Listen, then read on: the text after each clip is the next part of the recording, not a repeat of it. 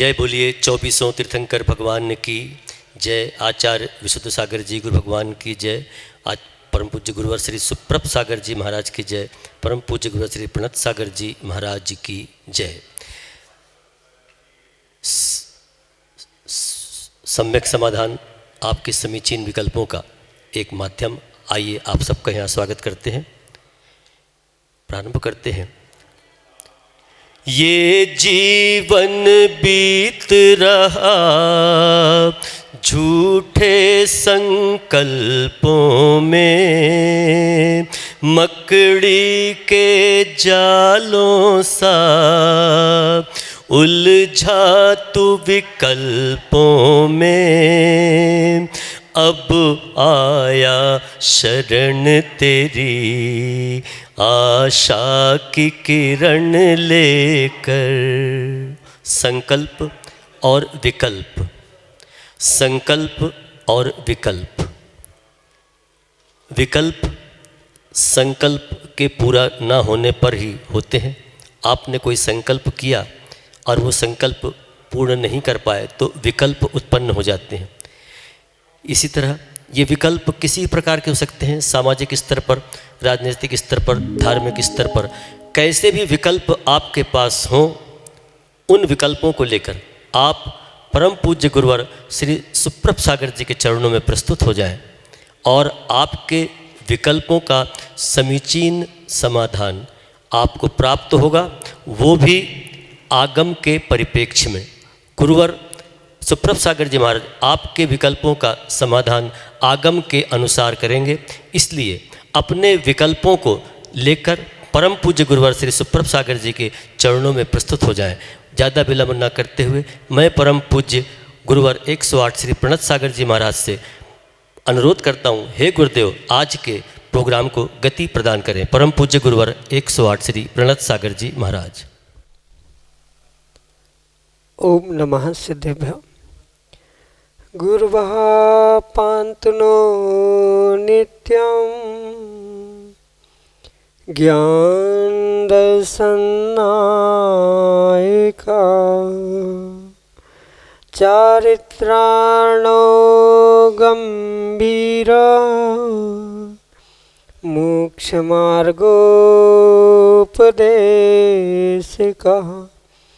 मोक्षमार्गोपदेशका।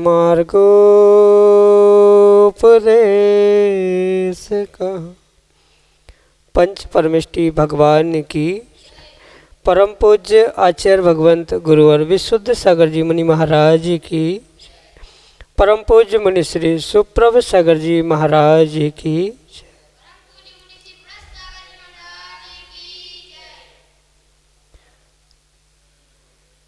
उपकारों की श्रृंखला में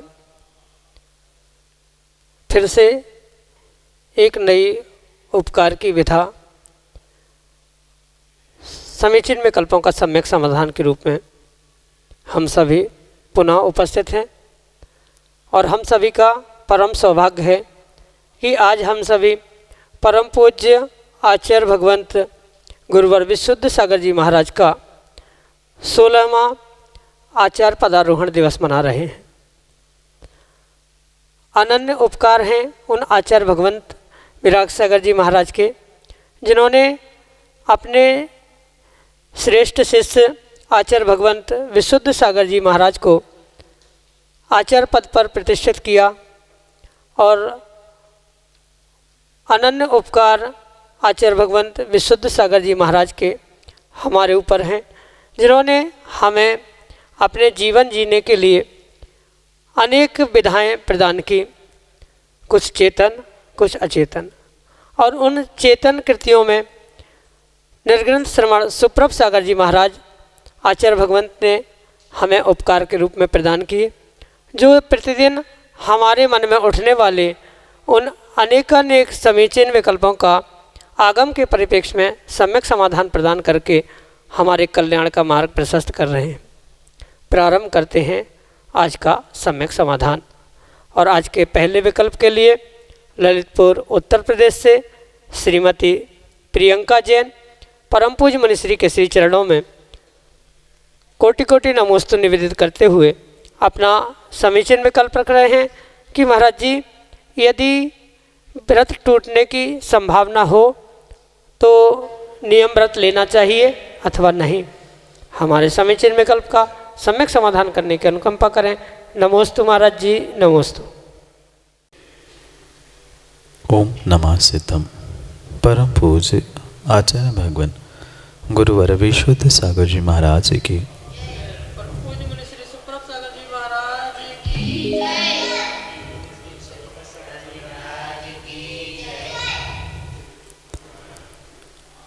प्राणांतेवि हंतव्यम गुरु साक्षी व्रतम कृतम।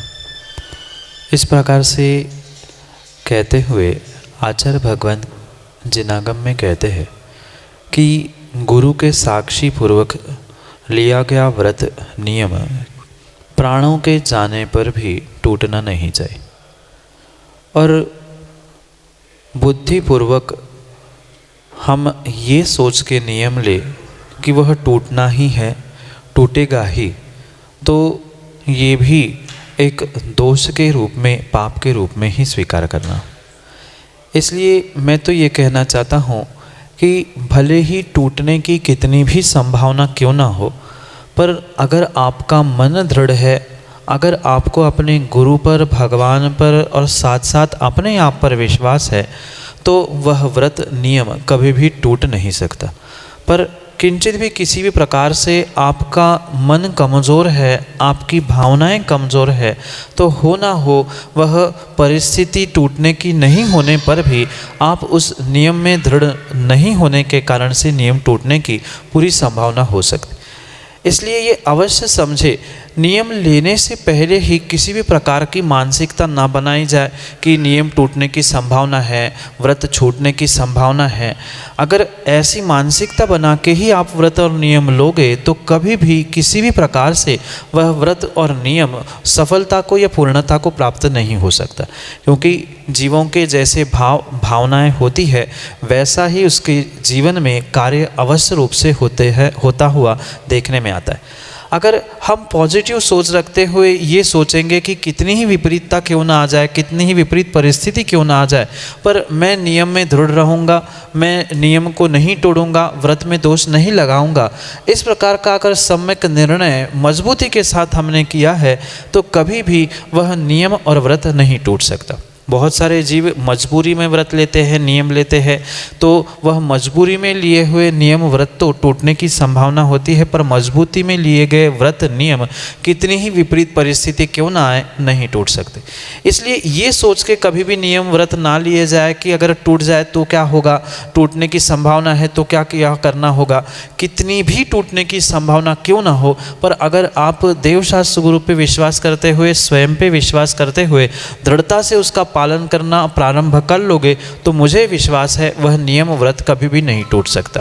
पर पहले से ही हमारी मानसिकता ये है कि टूटने की संभावना है तो क्या होगा, ऐसा होगा, नहीं पालन होगा तो क्या होगा, तो वह कभी भी नियम और व्रत परिपूर्ण रूप से पालन नहीं हो सकता। इसलिए अपने मन को दृढ़ बनाते हुए सभी परिस्थिति के बारे में विकल्प छोड़ते हुए अगर पक्का विश्वास और श्रद्धा के साथ आप नियम प्रारंभ करोगे तो वह कभी भी नहीं टूट सकता।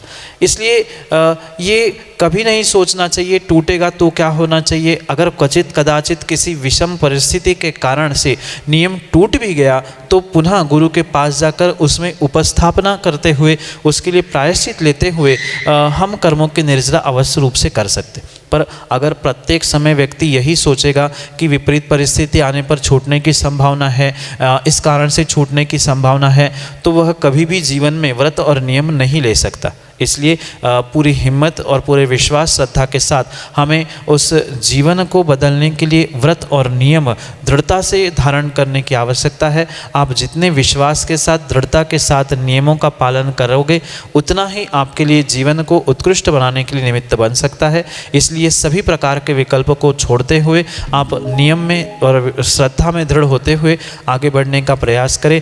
परिस्थिति नहीं, अपनी मनस्थिति बदलेगी तो नियम से वह व्रत भी, टूटने वाले नियम भी पुनः मजबूती के साथ, श्रद्धा के साथ और गुरु आदि के विश्वास के साथ उत्कृष्टता को प्राप्त हो सकते हैं। इसलिए संभावना को छोड़ते हुए, सत्यता में जीते हुए, दृढ़ता के साथ, श्रद्धा के साथ ही अवश्य ही कार्य करें तो वह जीवन सफल होगा। यही आपके लिए सम्यक समझ।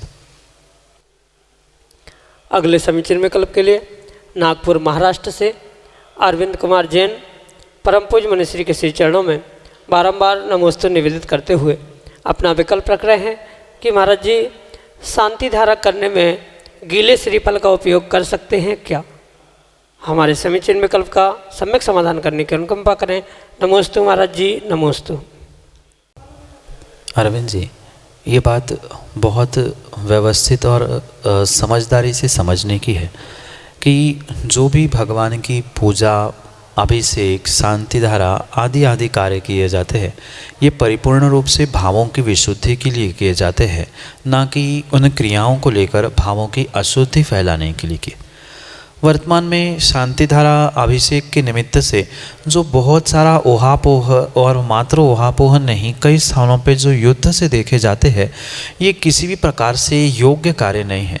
शांति धारा के निमित्त से श्रीफल का प्रयोग करना, कोई भेला का करता है, कोई बादाम का, कोई तो आजकल वे सोने चांदी के वो कृत्रिम श्रीफल के द्वारा शांति धारा, ये परिपूर्ण रूप से विकल्प करने की योग्य कार्य नहीं है।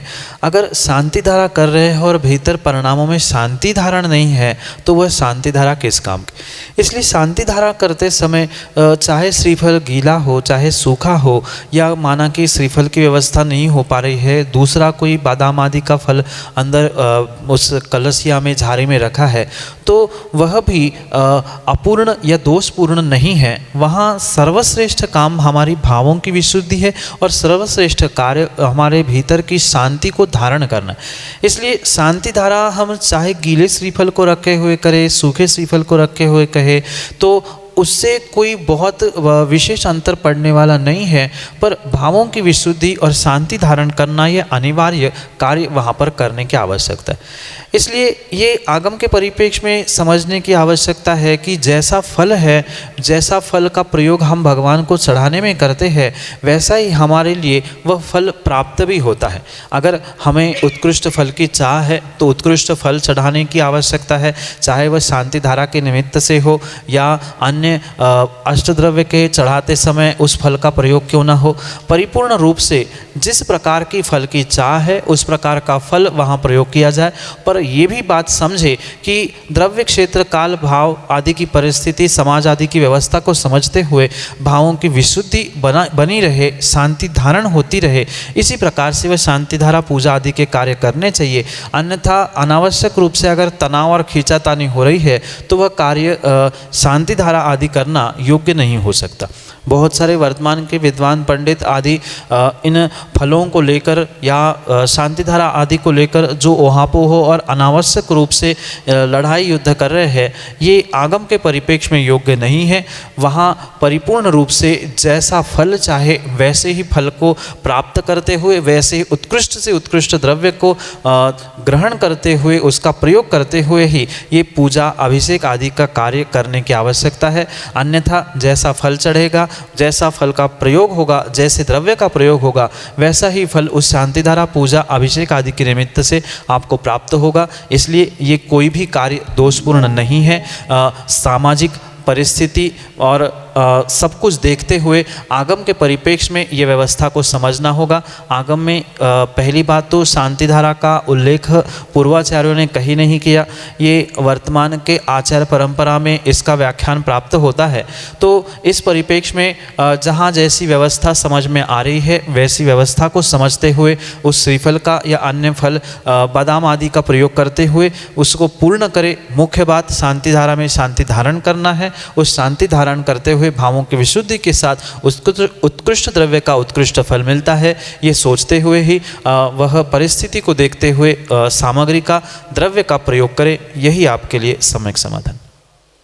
अगले समीचीन विकल्प के लिए गुड़ा उत्तर प्रदेश से सेठ प्रेमचंद जैन परम पूज्य मुनिश्री के श्री चरणों में बारंबार नमोस्तु निवेदित करते हुए कह रहे हैं कि महाराज जी, आगम में ऐसा उल्लेख आता है कि 608 जीव निगोज से निकलते हैं और वही 608 जीव मोक्ष जाते हैं। तो इसके अनुसार तो फिर संसार खाली हो जाना चाहिए, लेकिन ऐसा नहीं है। तो ऐसा क्यों? हमारे समीचीन विकल्प का सम्यक समाधान करने की अनुकंपा करें। नमोस्तु महाराज जी, नमोस्तु। हाँ, ये परम सत्य है कि 608 जीव निगोद से निकलते हैं और 608 जीव प्रति समय मोक्ष भी पहुँचते हैं।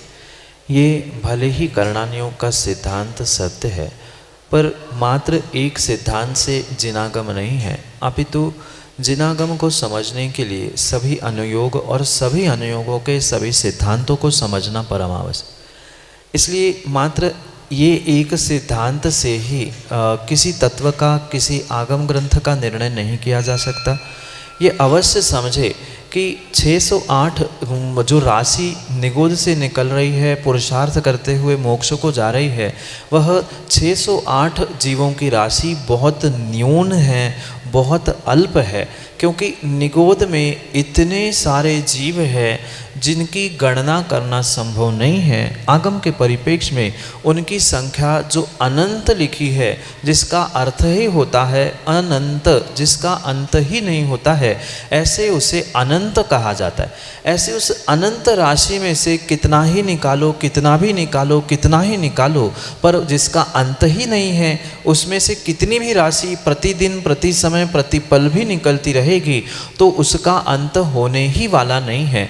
इसलिए ये अवश्य समझे, भले ही वह 608 जीव मुक्ति को भी प्राप्त हो रहे हैं, उतने ही निगोद से निकल भी रहे हैं, पर ये अवश्य समझे कि निगोद की जो राशि है, निगोद में इतने इतने इतने जीव है कि जिनकी संख्या कभी भी अंत होने ही वाली नहीं है। इसलिए ये अवश्य समझे कि वह अनंत राशि होने के कारण से उसमें से कितने भी जीव प्रत्येक समय निकले, पर वह राशि समाप्त होने वाली नहीं है। इसलिए वह 608 जीवों की जो संख्या है वह अनंत की अपेक्षा से बहुत न्यून है, निग्लिजिबल है, वह काउंटिंग में ही नहीं आती। हमने 608 जीव शायद एक साथ नहीं देखे हो या आज तक उनका परिणमन एक साथ नहीं देखा हो, इसलिए बहुत सारे जीवों को ये विकल्प होता है कि 608 कैसे एक साथ चले गए। तो जैसे कई बार कई स्थानों पे हम देखते हैं कि 608 आए तो बहुत सारे आए ऐसे लगते हैं, और चले जाए तो बहुत सारे चले गए ऐसा लगता है, क्योंकि वह उतनी ही हज़ारों की, सैकड़ों की, लाखों की ही संख्या आपने देखी है, उससे ज़्यादा संख्या एक साथ देखने की आपके पास शक्ति नहीं। उसमें से 608 जीव जा रहे हैं तो फिर भी समझ में आ रहा है, पर जो अनंत संख्या है जिसका कहीं से कहीं तक अंत ही नहीं होने वाला है, ऐसी संख्या में से कोई कितना भी निकाले वह कभी समाप्त होने वाला नहीं है। सामान्य रूप से अगर दृष्टांत को समझे तो जैसे किसी समुद्र में से कोई व्यक्ति प्रतिदिन एक एक बूंद भी निकालता जाएगा तो वह समुद्र कभी भी खाली होने वाला नहीं है।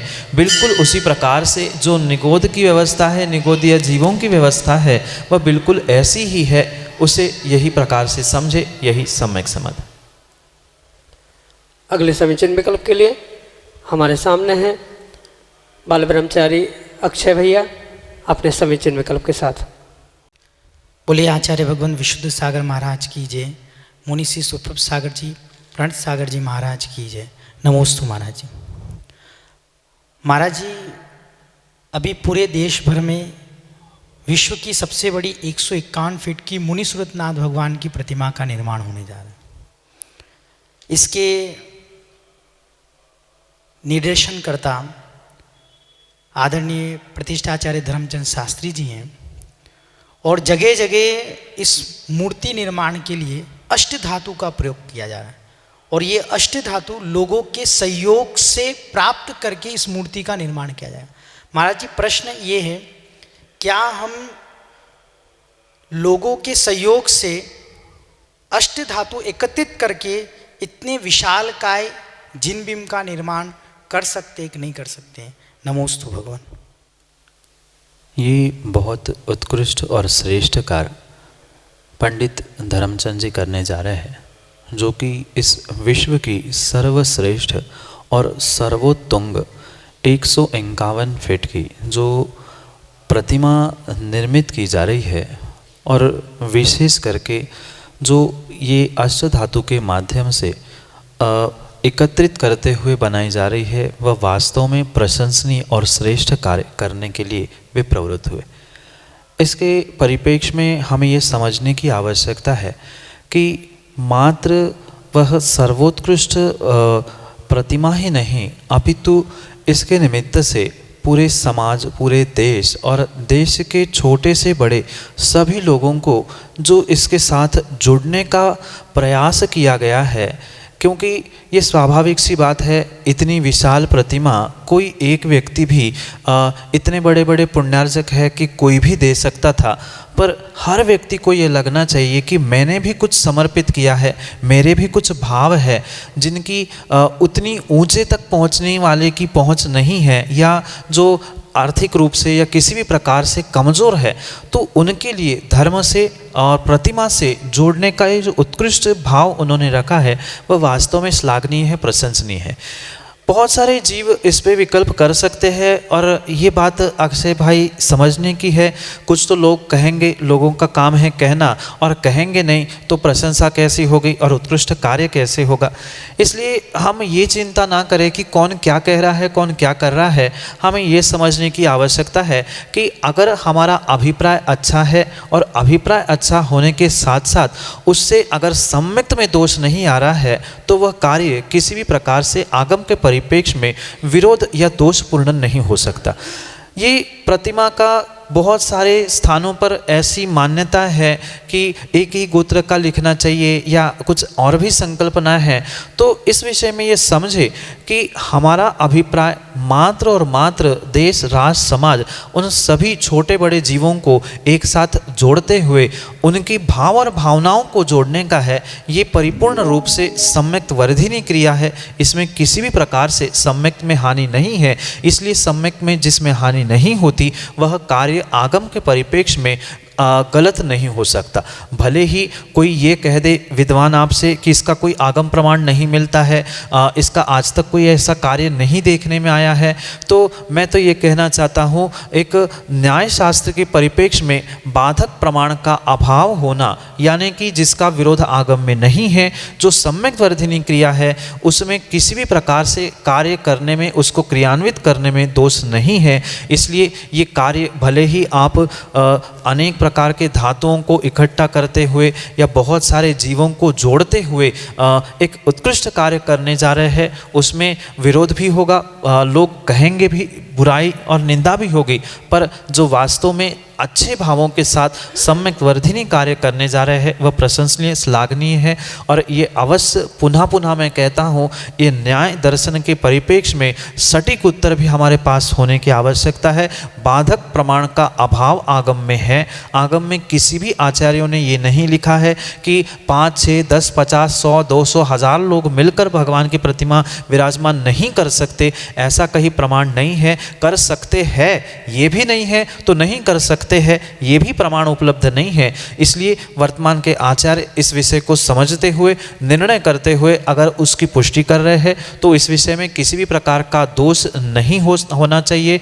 और ये बाधक प्रमाण का अभाव होने के कारण से और सम्यक वर्धिनी क्रिया होने से, पुनः सम्यक का विरोध ना होने से मिथ्यात्व की पुष्टि भी इससे नहीं हो रही है, इसलिए वह किंचित भी दोषपूर्ण नहीं है। ये उत्कृष्ट कार्य हो सकता है और अनेकानेक स्थानों पे हुए भी है और नहीं भी हुए, उससे हमारा कोई प्रयोजन सिद्ध नहीं होता, क्योंकि बहुत सारे जीव ये कह सकते कि वहाँ है, यहाँ है, वहाँ है, तो कौन क्या कर रहा है उससे हमें मतलब नहीं है। हमें आगम को समझना है, आगम में विरोध नहीं है तो उसमें हमें विरोध नहीं होना चाहिए। इसलिए बाधक प्रमाण का अभाव और सम्यक में दोष नहीं है, इसलिए वह प्रत्येक क्रिया हमारे लिए पूर्वाचार्यों ने स्वीकार की है, तो इसे भी खुले दिमाग से, खुले सोच से सभी को स्वीकार करने की आवश्यकता है। और आपके ये उत्कृष्ट कार्य के लिए पंडित जी को और आपके लिए बहुत आशीष है कि यह कार्य जो आपने प्रारंभ किया है शीघ्रता से आप उसे पूर्ण करते हुए उस ब्रह्मांड में, इस विश्व में, इस जैन और नमोस्तु शासन को जयवंत करने के लिए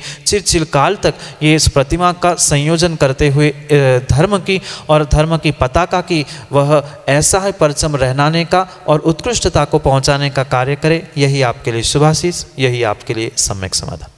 चलो अगले समीचीन विकल्प के लिए हमारे सामने हैं अनुराग जैन शास्त्री, पटेरा, कुंडलपुर, मध्य प्रदेश से, अपने समीचीन विकल्प के साथ। आचार्य श्री की विशुद्ध सागर जी महाराज की जय, समस्त मुनि संघ की जय।